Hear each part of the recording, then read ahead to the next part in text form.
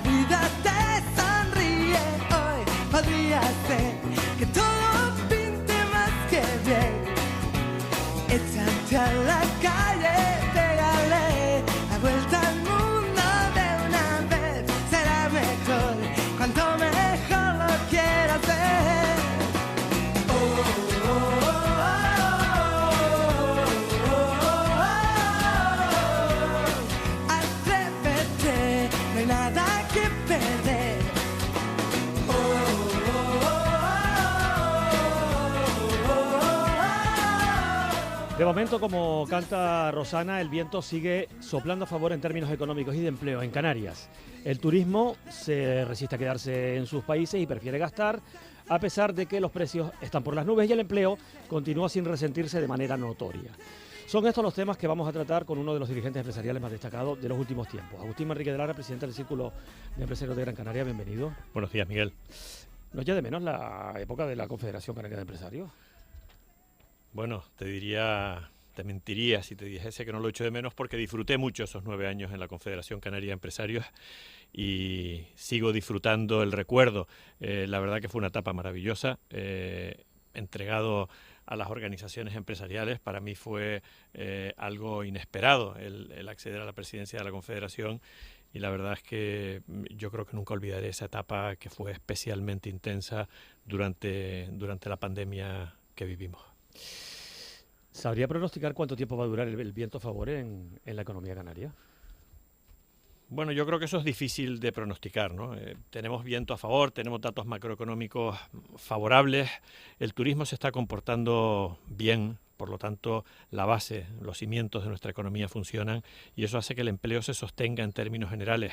Eso no quiere decir que la microeconomía esté bien, ¿no? Yo creo que hay personas, familias que lo pasan francamente mal y el tejido empresarial pequeño también lo está pasando difícil, ¿no? Así que son momentos complejos, momentos en los que hay que arrimar el hombro y momentos en los que necesitamos unidad más que nunca. El sector turístico ha subido los precios. Hay una teoría defendida por las patronales del sector que vienen a señalar que no es que se hayan subido los precios, sino que se han recuperado los precios de 2019 porque tuvieron que bajarse en 2020 y 2021 para el poco turismo que había habido en esos 2 años por culpa de la pandemia. Pero es verdad que se está soportando un gasto tremendo, sobre todo en lo que tiene que ver con la energía, y eso está afectando de una manera importante, sobre todo a los hoteles, también a los complejos de apartamentos, pero especialmente a los hoteles. ¿Cómo diría que va a terminar repercutiendo en los precios, en las reservas, esta situación inflacionista y por lo tanto también en el cliente? Bueno, si no tuviésemos un sector turístico líder mundial en el segmento de sol y playa, estaríamos viviendo en Canarias momentos dramáticos en estos momentos. Y lo digo porque si no hubiésemos sido líderes, si el sector turístico no hubiese hecho los deberes durante la pandemia, si no hubiese rehabilitado, si no se hubiese adaptado a las exigencias de la demanda durante esos duros meses, no hubiese sido capaz de salir de la crisis sanitaria subiendo precios. Es la primera vez que nuestro sector turístico sale de una crisis importante. Y esta fue única porque fue llevar a turismo cero y eso no lo habíamos conocido nunca y salimos de la crisis sin bajar precios, es más, salimos de la crisis subiendo precios porque lo habíamos hecho mejor que el resto de destinos alternativos, ¿no? Eso nos ha posibilitado pues de alguna manera paliar los importantes incrementos, especialmente energéticos, que ha tenido el sector turístico para volver a arrancar. Las subidas de precios son importantes en las familias y pensemos que un hotel es una gran familia. Todo lo que le afecta a una familia en su casa afecta de manera exponencial en un hotel. Tenemos energía, tenemos comida, tenemos consumos en general, tenemos sueldos. Por lo tanto, esa gran familia que es la explotación hotelera vive momentos muy difíciles respecto a la inflación que afortunadamente con un buen trabajo en el pasado y con una apuesta sin tener el futuro claro, porque la apuesta por la rehabilitación y por la actualización de los hoteles se hizo sin tener nada claro lo que iba a pasar después de la pandemia y sin sentirnos excesivamente acompañados por el sector público, especialmente por todo lo que tenía que ver por adesentamientos de espacios públicos en zonas turísticas, pues eso nos ha posibilitado que vivamos el futuro de Canarias con un cierto optimismo por el sostenimiento del empleo que facilita este sector. Sabe que llevamos algunos meses escuchando que viene el lobo, que va a llegar enero, que las cosas se van a poner feas, que se van a poner mal. Sin embargo, no se está viendo en el sector turístico. Estamos a día 28 de noviembre. Queda, por lo tanto, pues un mes prácticamente un mes para que llegue ese mes de enero, para que llegue ese invierno. ¿Usted cómo diría que viene el mes de enero, por ejemplo? Bueno, yo diría que el lobo ya llegó y que afortunadamente Canarias no se ha quedado sentada viendo cómo el lobo viene a comerte, ¿no? Yo creo que cuando hay un riesgo que se acerca, lo que tienes que hacer es prepararte para afrontarlo y de alguna manera para derrotar a ese lobo que llega, o por lo menos para poder minorar los daños que te haga, ¿no? Y eso es lo que se ha hecho en Canarias. Hemos visto cómo han llegado los efectos posteriores a la pandemia, de desabastecimiento, de problemas logísticos, de escasez de conectividad. Bueno, pues nosotros hemos tenido un menor efecto que otros lugares del mundo, porque el sector privado ha sabido reaccionar de una manera muy rápida. Aquí fuimos los primeros en cerrar en el mundo, en desalojar un hotel. A nivel español fuimos ejemplares en ese sentido, pero también hemos sido los más rápidos en reabrir. Y eso, de alguna manera, pues ha transmitido confianza a los destinos emisores y a los proveedores de servicios turísticos en general, y eso es lo que nos va a posibilitar, ese músculo es lo que nos va a posibilitar que podamos seguir de alguna manera defendiendo durante el mayor tiempo posible, esperemos que de manera sostenible, el empleo en Canarias y el crecimiento económico. ¿Cómo valora las medidas del gobierno canario para sofocar este incendio de la crisis de la inflación? Antes se ha quejado de que en su momento el sector público, entiendo que se refería fundamentalmente usted al Ministerio del Ramo. No, el ministerio fue inexistente. Es que no es que nos atendiese regular, es que no existió, ¿no? No contamos para nada con el Ministerio de Turismo en Canarias, yo creo que en ninguna comunidad autónoma, y además echamos en falta que se tramitase un PERTE del sector turístico, ¿no? Que se viese la importancia que tiene el turismo, que por cierto la Unión Europea la descubrió durante la pandemia. La Unión Europea dedicaba prácticamente cero recursos a la actividad económica del turismo. Debe ser que el turismo le daba pocos problemas, pero nunca sabía realmente lo que le aportaba a la economía europea, y fruto de esa realidad pues surge la iniciativa de la Agencia Europea de Turismo, surgen las iniciativas canarias, como es Excelcan, de hacer lobby turístico en Europa, ese primer congreso de islas turísticas europeas que se va a celebrar en Gran Canaria. Bueno, pues todo eso ha ido poniendo en valor el turismo. Yo sobre todo me quejo durante la pandemia, yo creo que ya no estamos para quejarnos demasiado, sino para seguir mirando al futuro, de el poco trabajo administrativo y político que se hizo en los municipios turísticos. Creo que perdieron el pulso al momento y que se alejaron demasiado de la realidad. No estuvieron cerca de los que estaban sufriendo en esos momentos, no los supieron acompañar, y ahora pues llegan tarde, y afortunadamente se suple su escasez de actividad y de mejoras en los espacios libres turísticos, espacios públicos turísticos, por la alta calidad del sector alojativo canario. Y desde el gobierno de Canarias, esas medidas para paliar la situación, las que haya, ¿cómo las valora? El gobierno de Canarias hizo su tarea. Yo la he definido de excelente muchas veces, ¿no? Porque había que estar en esos momentos. Todo es criticable cuando ha pasado el tiempo, pero yo creo que incluso durante la pandemia, lo que fue la gestión sanitaria y la ayuda a las empresas que habían sufrido los efectos de la pandemia, pues yo creo que en Canarias se hizo de forma ejemplar. Que nos hubiese gustado otro modelo más parecido al alemán, bueno, pero nosotros teníamos que gestionar el modelo español.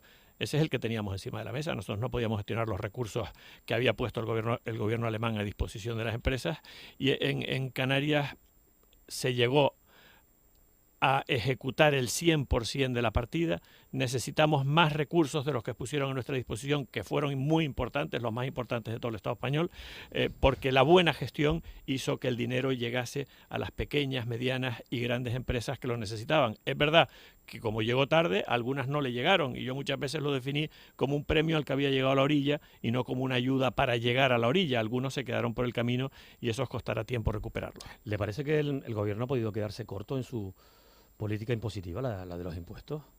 Corto. Bueno, la política impositiva tiene que tener unos fines económicos claros, ¿no? Y en estos momentos estamos viendo que la política impositiva responde más a ideología política que a necesidades económicas. Sobran recursos económicos, no tenemos más que ver lo que ha ocurrido en San Bartolomé de Tirajana en los últimos días, ¿no? Para entender que no necesitamos más recursos económicos a disposición de las administraciones públicas, lo que necesitamos es que se atienda mejor esos recursos, que se tenga respeto por la utilización del dinero público, que por eso es de todos, ¿no? Eso es un ejemplo que se ha vivido porque es tal la abundancia de recursos públicos que a veces se pierde el sentido de cómo utilizarlos, ¿no? Y eso puede estar ocurriendo también en otras administraciones que cierran continuamente con importante superávit y con escaso nivel de ejecución de sus presupuestos públicos, porque parece que lo que vende, es decir, que el presupuesto último que se ha aprobado es el más alto de la historia y el más social siempre también, pues todos los presupuestos son sociales porque la mayor parte se destina obviamente a educación y sanidad, no puede ser de otra manera, pero lo que tenemos que conseguir es que ese dinero público se gestione mejor. Y para eso yo creo que hay dos caminos fundamentales. Uno, la colaboración público-privada y otra, la subcontratación, la puesta en el sector privado de servicios públicos que sean gestionados por el sector privado, como ya ocurre en muchos servicios y se ve con normalidad. Y yo creo que el gran paso que vamos a ver en el futuro es que incluso procedimientos administrativos se externalicen para acabar con esa parálisis de gestión, con esa parálisis que ocasiona que un proyecto de inversión en Canarias pues tenga un periodo medio de maduración en torno a los 10 años. Es necesario que movamos la economía, que tengamos todas las garantías de que lo público funciona con máximo control desde el sector público, pero que perdamos el miedo a que la gestión privada se haga cargo de algunos recursos públicos con mayor eficacia y con las mismas garantías de servicio público.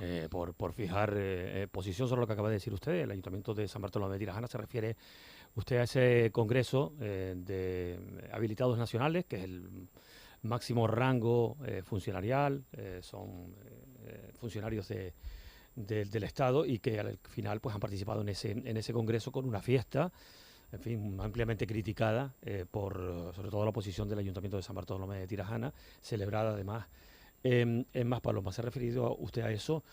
¿Le escandaliza? Pues sí me escandaliza, y no solo la ha criticado la oposición, que es la que ha abierto la crítica, también lo está criticando el propio Partido Socialista, afortunadamente, porque hay que ser autocríticos con las cosas que pasan. Y yo, más que centrarme en la fiesta, que me escandaliza, como tú dices, me centro en las formas de gestión de los dineros públicos. Parece que organizar un evento de ese tipo, que está muy bien que los habilitados, que secretarios, tesoreros de los ayuntamientos juegan un papel fundamental en el desatasco de los procedimientos administrativos, pues se reúnan y busquen formas de coordinarse y de actuar en beneficio de la sociedad. Pero parece que luego dice, oye, que se nos acaba el año y que queda un dinerillo por ahí que hay que gastarlo de alguna manera. Y esa es la sensación que nos da a todos. Es como si en las familias, pues todos los ahorros que tenemos en diciembre, dijésemos, oye, que nos quedan 4.000 euros del año que no los hemos gastado, pues vamos a salir a la calle a quemarlos, ¿no? Las familias no actúan así, pues las administraciones públicas que gestionan el dinero de las familias tampoco deberían hacerlo. Bueno, le había preguntado por el tema de los impuestos. Siempre aclara el consejero de Hacienda, vicepresidente del Gobierno, Romer Rodríguez, que no hay rebaja fiscal, que no ha habido rebaja fiscal en Canarias, que no hay modificación fiscal, pero todo el mundo coincide en que falta una revisión profunda de la política fiscal en Canarias. Más allá de que se tenga que subir unos impuestos o bajar otros, no planteo eso, pero sí es verdad que quizás habría mayor seguridad jurídica si hubiese una política fiscal renovada y que todo el mundo tenga claro dónde va su dinero. Sí, parece que es un debate que da cierto miedo, ¿no?, a acometer, ¿no? Poner encima de la mesa la política fiscal y decir, oye, es que en Canarias podemos hacer política fiscal, tenemos recursos cedidos y por lo tanto podemos hacerla de forma limitada, porque hay algunos que están en manos del Estado, pero podemos hacerla. Y yo creo que eso es necesario desde hace mucho tiempo. Nosotros tenemos que buscar un sistema fiscal que incentive la actividad económica, especialmente la actividad turística, que es la que genera flujos de actividad económica en todos los demás sectores, y tenemos que tener la recaudación suficiente para mantener los servicios públicos en las mejores condiciones posibles para los ciudadanos. Y eso hay que hacerlo con eficiencia, porque no a base de más recursos o de más personas se consigue un mejor servicio. A veces todo lo contrario, como decíamos en el ejemplo anterior. Necesitamos desde, yo no digo la escasez, pero sí desde los recursos justos, buscar una optimización de los servicios que se reciben por la gestión directa de algunos servicios o por la gestión indirecta mediante el concurso, la concurrencia competitiva de otros servicios, incluso externalizando también procedimientos administrativos, como puede ser todo lo que tiene que ver con actos reglados, licencias, trámites medioambientales, que muchas veces nos llevan 9 o 10 años, cosas que se podían resolver en 3 o 4 meses. Bueno, estamos a 14 minutos de las 10 de la mañana con Agustín Manrique de Lara, presidente del Círculo de Empresarios de Gran Canaria. Ahora que ha hablado de cuestiones medioambientales, le voy a preguntar por un asunto que no tiene que ver con Gran Canaria, pero que usted conoce muy bien, porque está siendo altamente polémico. Me refiero a la urbanización, el proyecto turístico de Cuna del Alma, en el municipio de Adeje. Hemos hablado del sur de Gran Canaria, vamos a hablar ahora del sur de Tenerife. Ha hablado usted de seguridad jurídica, ha hablado de la necesidad de que se tramiten las cosas a tiempo para que no ocurran, por ejemplo, esto que está pasando con el proyecto Cuna del Alma. ¿Qué le parece ese proyecto? En primer lugar, le pregunto, y en segundo lugar, ¿cómo valora la paralización que se ha producido del mismo? Bueno, el proyecto es un proyecto espectacular para cualquier destino turístico, ¿no? Eso yo creo que está fuera de toda duda. Luego hay proyectos que se pueden llevar a cabo y otros que no se pueden llevar a cabo. Lo importante es que la Administración sea capaz de decir, con seguridad jurídica, volvemos a insistir, en plazo, si una cosa se puede ejecutar o no se puede ejecutar. Si mire usted, lo hemos estudiado esto durante 3 meses y la respuesta es no. Y el empresario se va a otro sitio. O mueve el proyecto o lo modifica. Lo que no puedes estar es 10 años para que te digan sí o no. Y el máximo rigor, porque somos primero miembros de la Unión Europea y segundo tenemos vocación de hacer una revolución verde, igual que digital en el sector turístico canario, y no queremos proyectos que vayan ni contra la sostenibilidad ni contra el medio ambiente en Canarias. No queremos ser modelo de eso. Lo que queremos es que los proyectos se definan de forma clara si pueden o no pueden. Y ese es uno de los puntos claves en los que yo creo que la externalización de procedimientos administrativos debería producirse para que con rapidez, con agilidad y con los mismos o incluso con mayor rigor y defensa del medio ambiente se pueda hacer desde el sector privado. Por ejemplo, imaginemos una certificadora o imaginemos un gran consultor, ¿no?, que sería capaz de seguir los procedimientos, desde luego con la vigilancia y el respaldo del sector público, pero con los plazos del sector privado y con las exigencias máximas que se deban tener al respecto. Bueno, en lo que sí que ha habido agilidad es en la aprobación de los presupuestos generales del Estado. ¿Cuál es su análisis de esas cuentas? También son unas cuentas muy políticas también, ¿no? Volvemos a lo mismo, estamos en el último año de legislatura. Son unas cuentas fáciles porque los presupuestos, la recaudación sube. Los impuestos han subido mucho en España en los últimos trimestres, han subido también especialmente los impuestos que se aplican a las empresas, las cotizaciones empresariales, las subidas de sueldo implican una mayor aportación también al sector público. El principal interesado en esos incrementos se lleva el 60% de la subida, el sector público, ¿no? Por lo tanto, tienen muchos más recursos y es muy fácil llegar a acuerdos. Lo que pasa es que en España, pues esos acuerdos parece que la impresión general es que no se llega a ellos de forma, digamos, científica, económica, buscando el bienestar de la sociedad, sino buscando alargar una legislatura en base a unos apoyos muy poco estables, muy inestables, incluso de muy dudosa legitimidad, ¿no?, acudir a ellos para sacar legitimidad moral, me refiero, ¿no?, porque desde luego cualquiera que tiene ahí un voto pues está legitimado para votar, ¿no?, pero no parece que sea deseable en base a la marca país, al futuro de España, esa unidad de criterio que debemos tener, de ir centrando también y buscando un clima de mucho mayor consenso, de mucho mayor diálogo, el que nos ayude a afrontar momentos difíciles. No parece que estemos en ese momento en el Parlamento Nacional. Por lo tanto, el efecto colateral de los presupuestos es malo y la actividad presupuestaria, pues yo creo que no va a tener ningún problema porque los recursos son muy abundantes y luego además la ejecución de los mismos es muy baja. De todas maneras, es verdad que se han subido los impuestos puntualmente, eso sí, por lo menos en la teoría, a grandes corporaciones, a grandes compañías. pero y además de sectores concretos, ¿no? Como los que tienen que ver con la energía y también la banca, el sector financiero, pero es verdad que también se han moderado para las familias. ¿No le parece suficiente?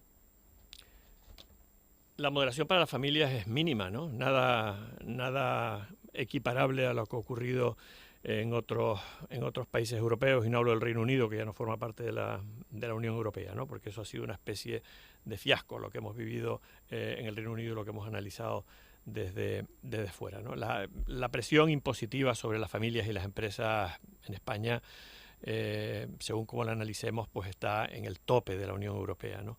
Y eso es algo que hay que revisar. Es el modelo, al final, lo que hay que ver, qué modelo propicia un mayor crecimiento, una capacidad de desarrollo, mayor empleo, un empleo que sea sostenible, que vayamos trasladando empleo del sector público que ha hecho de paracaídas y de red de seguridad en estos difíciles años, para que ese empleo que se ha ido al sector público, digamos, para evitar la caída en el desempleo, que se vaya trasladando a la actividad económica privada, para que podamos ir recuperando ese tejido empresarial que se ha perdido y podamos incluso seguir incrementando la recaudación. Pero si lo que vamos es mermando el sector privado e incrementando la presión fiscal, pues al final llegaremos de forma clara a un empobrecimiento. Y en lo que respecta a Canarias, porque siempre hablamos de los presupuestos generales del Estado y nos toca siempre hablar de la parte canaria, pues yo creo que se tienen poco en cuenta algunas necesidades de la comunidad canaria. Es verdad que hay unos hechos concretos que nos equiparan a lo que ya se había conseguido para toda España. Parece que siempre nos dejan a nosotros fuera de los acuerdos nacionales para que luego darnos el regalito, decirle, no, mira,